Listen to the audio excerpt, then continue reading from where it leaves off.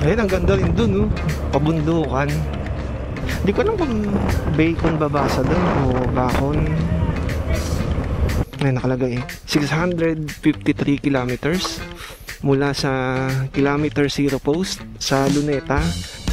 Alam nyo, nagugulat ako sa mga nakikita ko dito sa Sorsogon.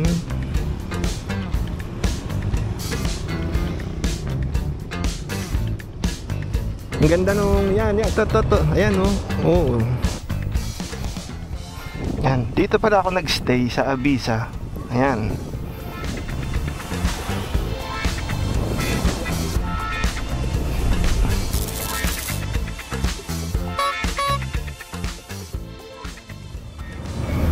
Yan, hello mga halopips. Nandito pa rin tayo sa Matnog, Sorsogon at kaalis lang natin sa pinag-stayan. Anong oras na ulit? Yan. Magna 9:30 na. Medyo napagod kasi kahapon sa haba ng ride, kaya yun, napahaba ng tulog. Pero yun, nakabawi na ulit. Medyo na late lang ng gising. Tapos yun, di ako nakakain, tsaka ako madali kasi anong oras na ulit. Tapos yun, napakwento pa ako dun sa may-ari nung pinag-stayan ko. Lang, tamang kwentuhan lang naman. Mabait yung host nung pinag-stayan ko. Nakita ko lang siya online, nagbuka ko. Yun. Tapos parang mag-isa lang yata ako doon kasi weekdays ngayon. Kaya ayun, tuloy ulit yung ride natin dito. Paikot dito sa Bicol region. Sana marami tayong mapuntahan. Pero syempre hindi natin afford na sumakay-sakay ng mga bangka pumunta sa mga isla kasi nga limited yung araw natin, di ba? Kaya yun na lang, kapag nagkaroon ulit ng mahabang bakasyon tapos pumunta rito, yung budget na lang ang problema natin. Parang imposible mangyari yun. Kaya yun, eto, explore lang tapos pasyal.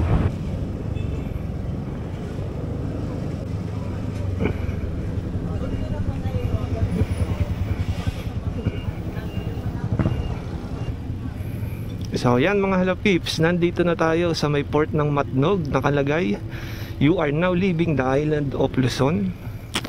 Tapos 646 kilometers mula sa Luneta. Yung kilometer 0. Yan.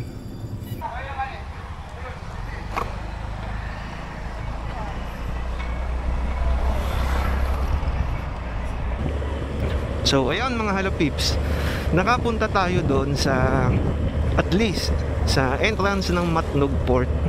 At ang ganda, oh. Sarap maligo. So yun, nakapunta tayo doon sa gate ng Matnog Port. At may nakasulat nga doon na you are leaving the island of Luzon. Medyo parang malungkot lang, no? Parang may pakonsensya sila doon. Bakit ka alis ng Luzon? Na lang, nung nabasa ko yun, parang lungkot naman nun. Lalo kung totoong aalis ka, ha? Eh, hindi naman tayo aalis. Dito lang tayo sa Matnog. Or dito lang tayo sa Luzon. Yan, ito naman, pupunta tayo sa, hindi ko alam. Naglagay lang ako ng marker dito. Along sa road na to. Yun, sana bukas siya, sana mapuntahan.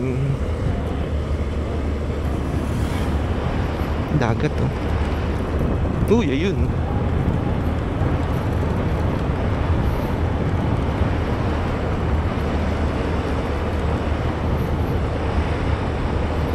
Ang ganda, ha. Parang ang sarap maligo.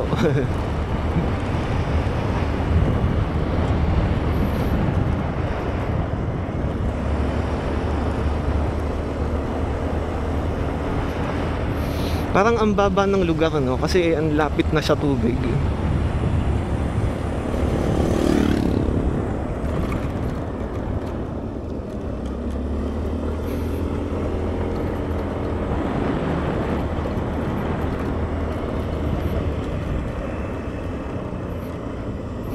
Wala, mabundok ba dito?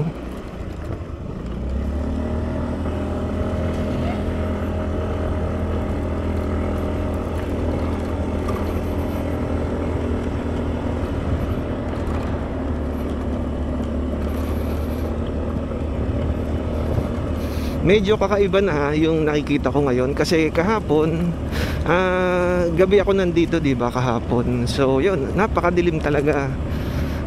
Kakaunti lang yung ilaw. Pero ngayon, ito ang ganda ng makikita mo, mga greenery, yan, mga puno, damo, tapos yung asul na kalangitan, tapos yung mga puting ulap, yan. Napakalayo sa nakikita ko gabi kasi halos wala akong makita kagabi kundi dilim.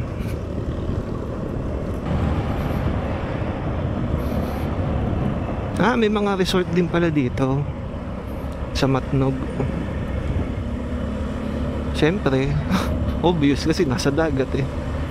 Pero hindi ko in-expect yun na madami din palang mga resort dito. Pero nung nakita ko yung dagat dun ang ganda.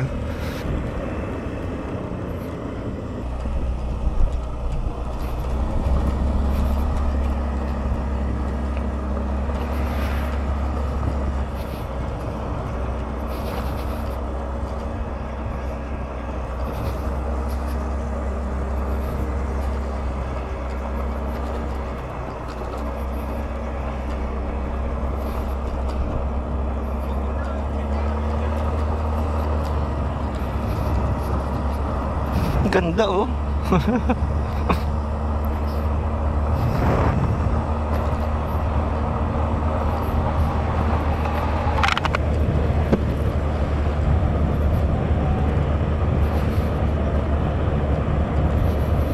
Ayun, ang ganda rin dun oh. Kabundukan.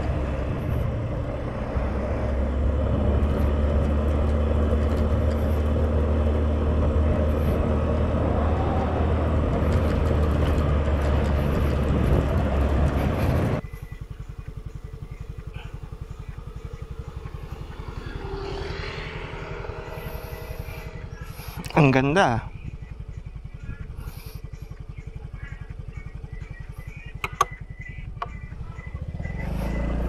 Tara na.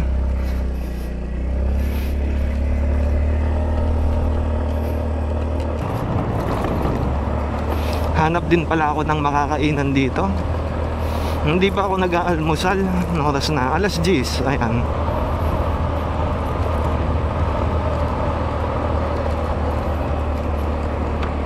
Sana may mahanap.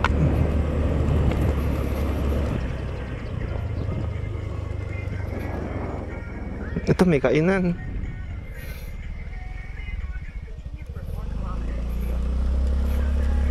Wag na nga, mamaya na lang. Walang tao eh. Pag ganun medyo ko. Wala lang.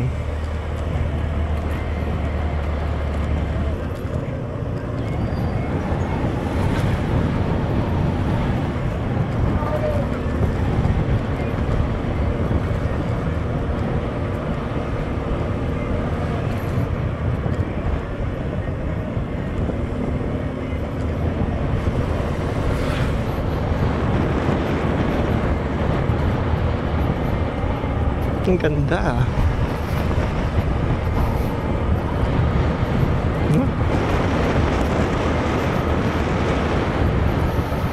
Ang ganda ng yung background na yan.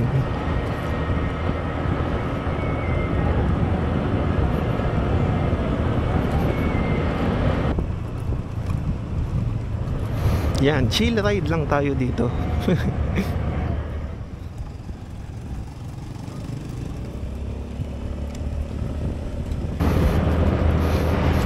Ang tahimik dito sa lugar na to.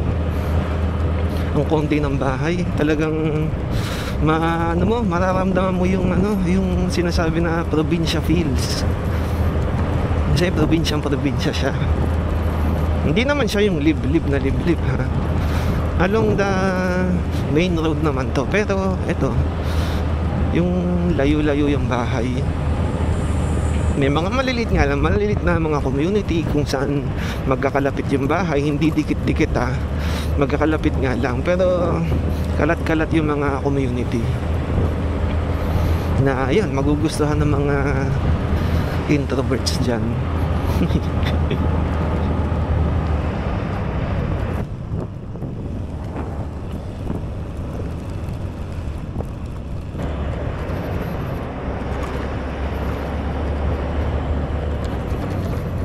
Silip nga tayo. Mukhang mababaw yung Pampang dito kasi may alon dito sa mababaw. Maliban na lang kung breakwater yan. So yan, ay nakalagay 653 kilometers mula sa kilometer zero post sa Luneta. Yung nasa pagitan ng dalawang kalabaw, yun, nandun yung kilometer zero post. Ito 653 kilometers. So yan, tara na ulit mga halapips.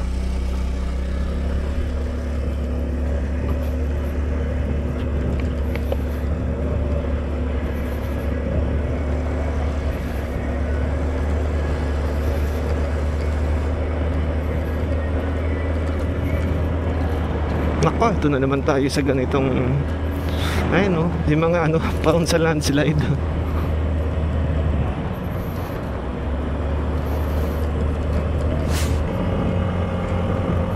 Ang galing din ng mga daanan dito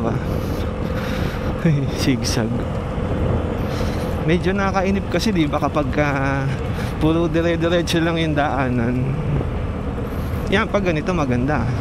Para sa akin nagugustuhan ko yung mga ganitong daanan. Nakakawala siya ng antok. Hindi naman ako inaantok ngayon, pero alam mo yun, hindi siya nakakabagot. Pacol View. Ano yun? Pacol View. Spa, yun ba yun? Hindi ko alam. Spa talaga ng isip.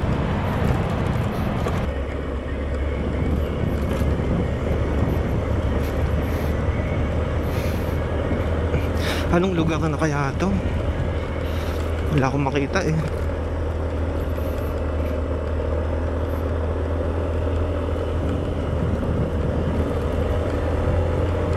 Oo, tarik.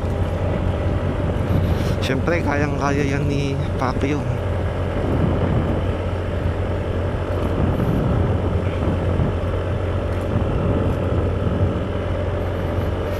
Wala talagang tao. May makikita ka, ilan lang naglalakad.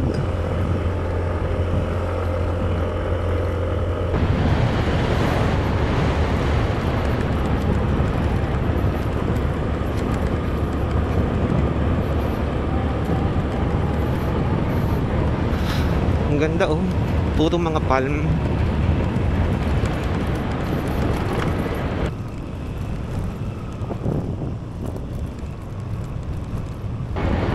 Oo, ang ganda ng dagat.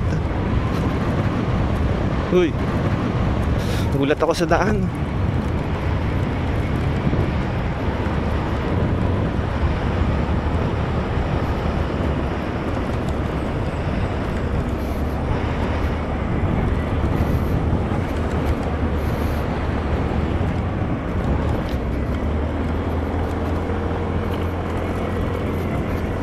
Nakakagulat eh. Kita mo ang tarik ng pababa, tapos makita mo yung kabila, parang kabilang bundok. Nakagulat.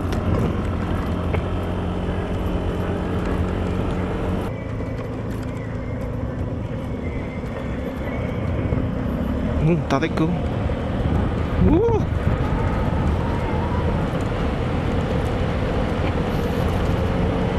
Tingnan natin si Pacquiao.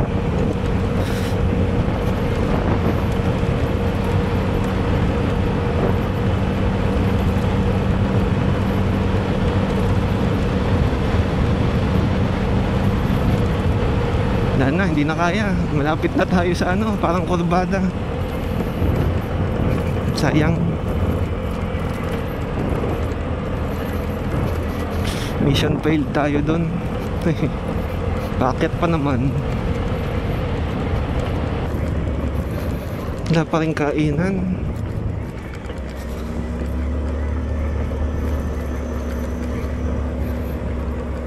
Daming motor Ano ba ito? Pasyalan? Hindi ko alam kung anong meron dito.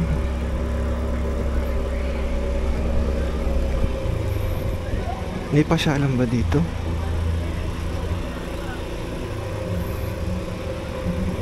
Parang wala naman.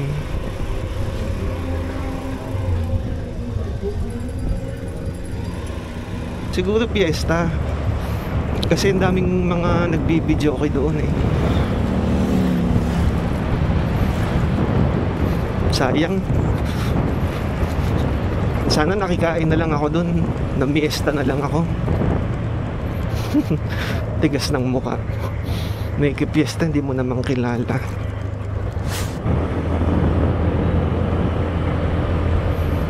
Grabe yung init oh.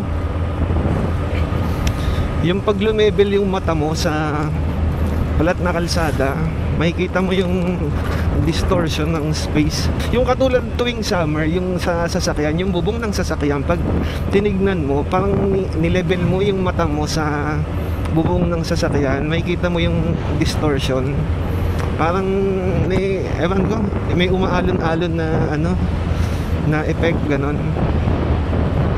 Dito nakikita mo din sa kalsada eh, kapag lumebel sa mata mo yung daanan.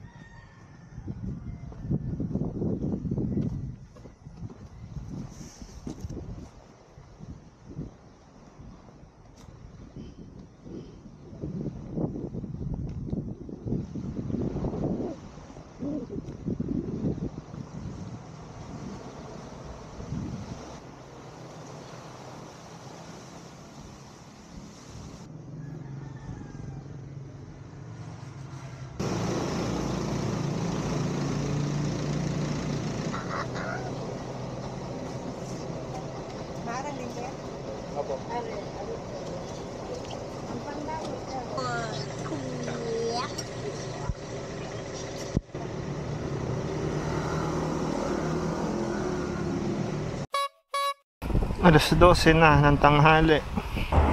So tara na ulit. Resume na ng biyahe. Uwian na ng mga estudyante. Ito pala may kainan, hindi ko nakita yung kanina. Kinain ko tuloy siomay. Siomay rice. Nabusog naman ako dun sa kinain ko na siomay rice. Almusal pa lang naman yun. Kahit na alas 12 na, kinain ko naman yun. Wala pang alas 12. Siguro mga 11:30. Eh kasi nagpahinga pa ako dun eh. Tapos ayun, nagpahangin dun. Ang sarap ng hangin dun. Kaya ito, tuloy ulit tayo sa pamamasyal. Kahit na yan, tanghaling tapat, okay lang yan. Gubat. So nasa Gubat na tayo. Gubat yung pangalan ng municipality ha, hindi yung Gubat na literal. Yun nga, kahit na tanghaling tapat na, okay lang. Pasyal-pasyal pa din kasi nandito naman tayo eh. Sayang naman yung oras kasi. Kaya mabuti na ang sulitin natin yung oras. Hanggang tingin-tingin lang naman tayo. Wala tayong panggastos para pumasok sa mga resort, para tumawid ng dagat. Alam nyo, nakakatuwa din yung ganitong buhay. Ang simple-simple. Yung kanina nga, yung binilihan ko ng siomay, ano siya, nagtitinda lang siya sa tabi ng kalsada, kung nakita nyo. Tapos nung bumili ako ng siomay nga, yung may rice, kumuha siya ng kanin dun sa tapat, tumawid siya ng daanan. Tapos doon merong malaking bahay na kulay yellow. Ayun, doon pala siya nakatira. Siya pala may-ari ng bahay na yon. Sabi niya Wala daw kasi siyang ginagawa doon sa bahay na yon, kaya yun lang, naisipan niya magtinda siya ng siomai sa tapat doon sa kapitbahay nila. Yun lang, parang ewan ko, ako nagulat ako kasi sa Maynila pag ganun yung bahay mo, naku po, ba't ka pa magtitinda? Well, ganun kasi yung mindset ng mga tao, o yung karamihan ng mindset ng mga tao doon sa Maynila, na pag mayaman ka, may malaki kang bahay, ba't ka magtitinda, di ba? Lang na natuwa ako sa kanya nun, kasi sabi niya ganun din daw yung sinabi sa kanya nung kamag-anak niya. Hindi ko sinabi sa kanya yun na ganun ba't ka nagtitinda, ganyan. Sinabi ko lang pag sa Maynila iba yung iisipin ng mga tao or nung ibang tao or ilang tao lang. Ayun, tama nga rin yung na-experience niya, ganun dahil ako hindi ko naman tinitignan yung ganun, kasi sino ba naman ayaw kumita, diba? Lalo naman kung wala kang gagawin sa bahay, wala namang masama sa ganun pagtinda. Buti nga yun, hindi ka tatamad-tamad diba? Mas masama yung wala talagang ginagawa, wala ka na nga, wala ka pang gagawin. Well, tama na yung mga ganyan-ganyang kwento na yan, pasyal lang tayo.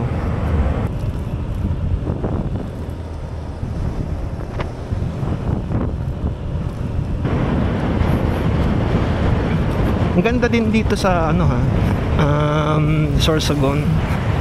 Madaming dagat, tapos maraming magandang tanawin. Mabundok siya.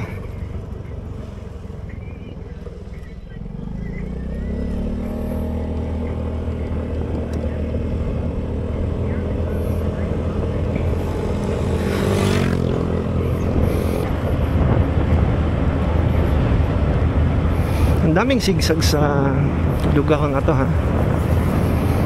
Hindi ko lang alam kung gubat pa rin ba to.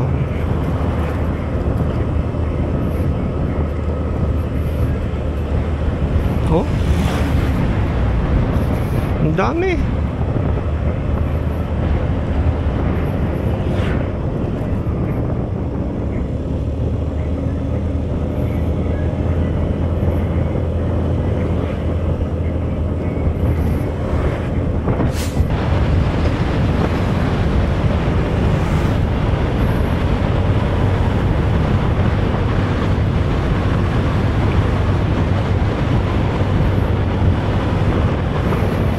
Medyo mahirap magmabilis kasi pasalubong yung hangin na medyo nasa kanan, kaya medyo nakakatulak siya pakaliwa. Bili muna tayong inumin dito.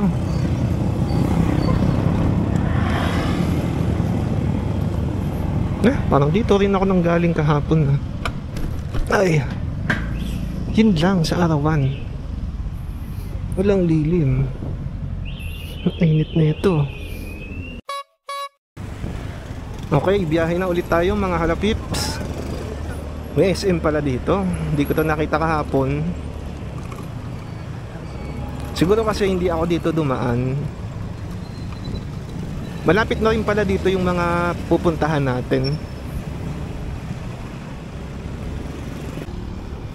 Ang ganda naman nito. Coliseum ba to? Stadium?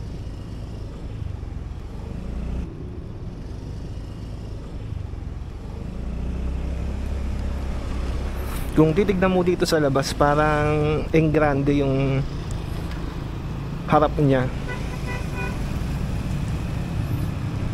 Sayang, hindi ako makakapasok kasi hindi ko alam kung pwede.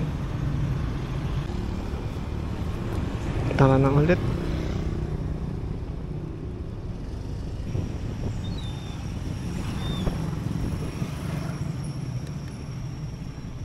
Parang luma yung style nila dito, no?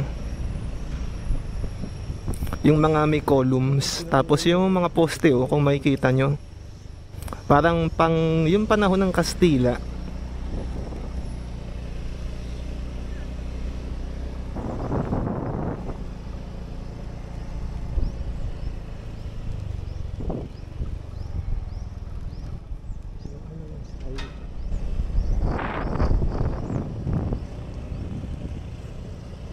Sorsogon National Government Center.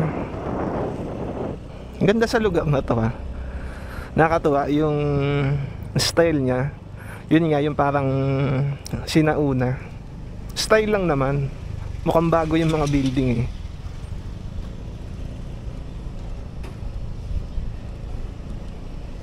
Ito may park. Wala lang, gusto ko lang dumaan dito kasi nakita ko parang ang ganda niya. Ang ganda.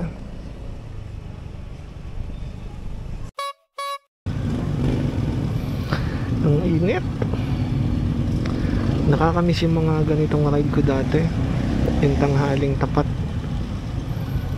Tapos summer pa. Eh ngayon hindi naman summer eh. Kaya wala pa to. Mas maganda yung gantong oras ng summer.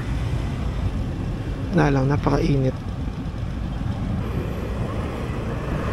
Yan, gusto ko lang bumalik dito kasi kahapon nakita ko ang ganda. Tapos ayan, hindi ako nakapunta kasi nga nung oras na gagabihin ako. Hindi ko lang pala alam kung meron ditong parking.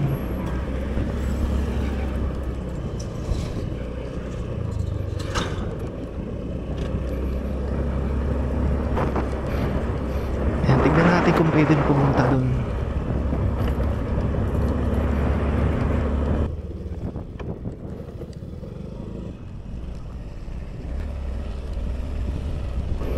May mga artwork dito sa sahig. Baligtad pala, hindi rin pwede. U-turn tayo. Medyo nakakatakot tong nakikita ko. Nasa pagitan ako ng dalawang dagat. Ayun kabilaan. Tsaka sa harap, kaya nakakatakot. Takot ako sa dagat eh. Marunong ako lumangoy pero takot ako.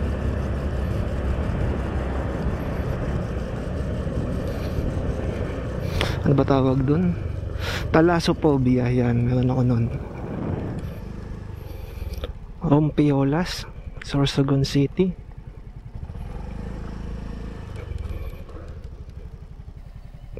Di masyadong kita kasi kulay white, pero ang ganda ng view doon.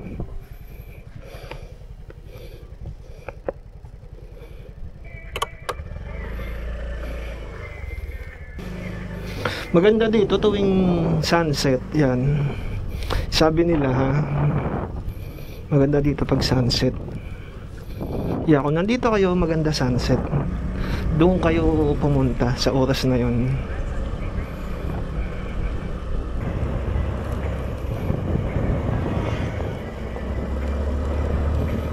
Ganda.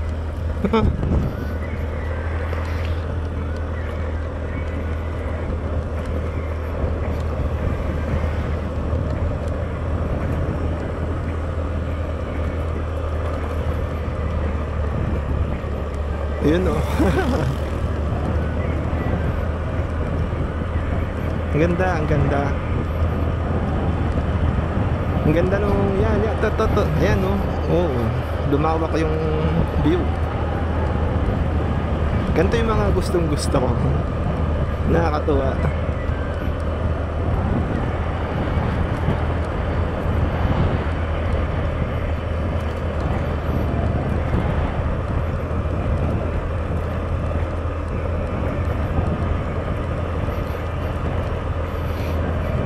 Feeling ko parang pang Jurassic yung itsura ng bundok eh. Alam niyo, nagugulat ako sa mga nakikita ko dito sa Sorsogon. Wait lang. Nakaiba tong intersection na to, halos magkadikit lang. Yun, nakakagulat yung mga nakikita ko dito. Ang daming magandang view kanina pa. Sana madami pa tayong makita.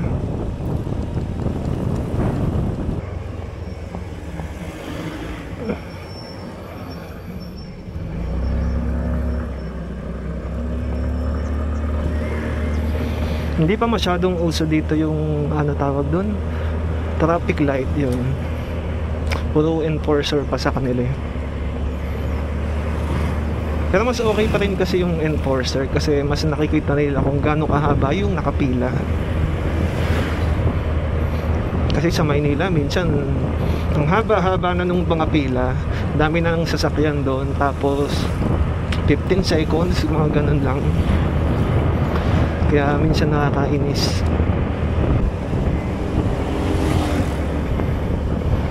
Dami ko nakikitang ganyan, no? Crispy King.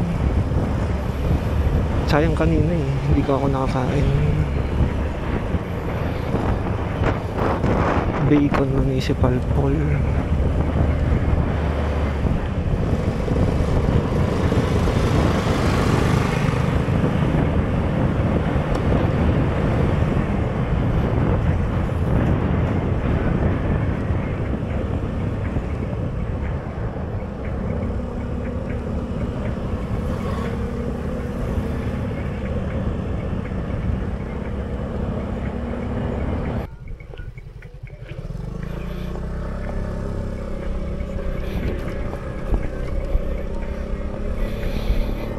Hindi, ito yung pupuntahan ko dapat eh. Mali yata yung nailagay kong pin. Pero at least napuntahan ko rin to.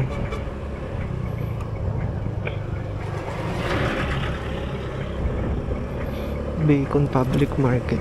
Hindi ko alam kung bacon babasa dun o bacon. Mission failed pala yung naano ko. Yung nailagay kong pin, mali pala. At least nakapunta tayo dito sa bacon. Sorry talaga, hindi ko lang kung bacon, bacon. Ay, naku po, nakapagod.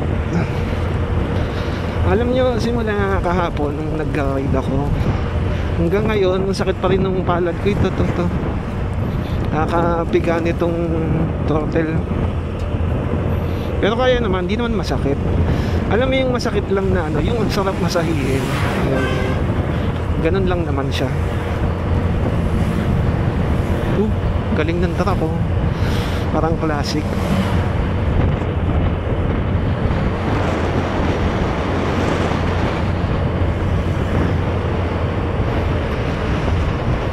Ang ganda.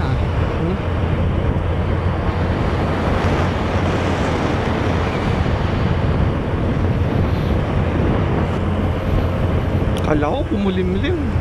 Ito na ulit, maaraw na. Kahapon nga, pagtanggal ko ng jacket ko, kitang-kita ko yung guhit ng jacket eh, tsaka yung gloves. Ang puti nung nasa gloves, tapos yung nasa jacket, yan, medyo sunog lang naman.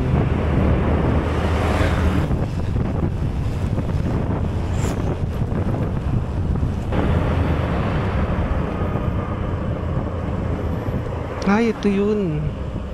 Try nga natin mag-stop dito. Pwede kaya yung motor doon sa loob? Dito ako dumaan kahapon, kaso lang umaambon, tsaka nagmamadali na ako. Kaya hindi na ako nakahinto. Pero nagandahan ako dito sa park na to.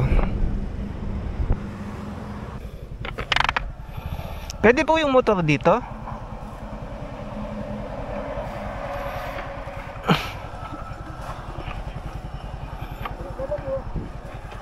Pwede doon? Pwede po sa may lilim? Hindi po ba bawal? Pwede daw dito.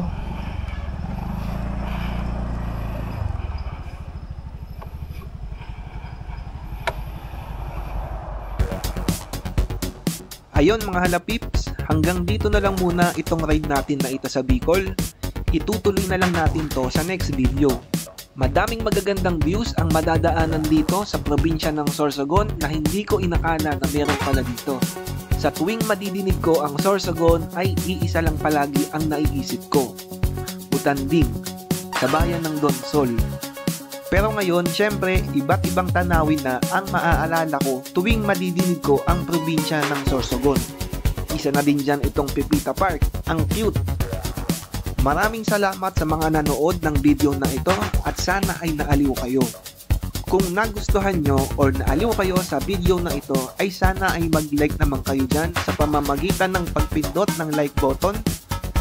Pero syempre, kung nagustuhan nyo ang video na ito at gusto nyo pang makapanood ng mga ganitong klaseng video mula sa akin, ay pwede nyong pindutin ang subscribe button dyan sa ibaba ng video na ito.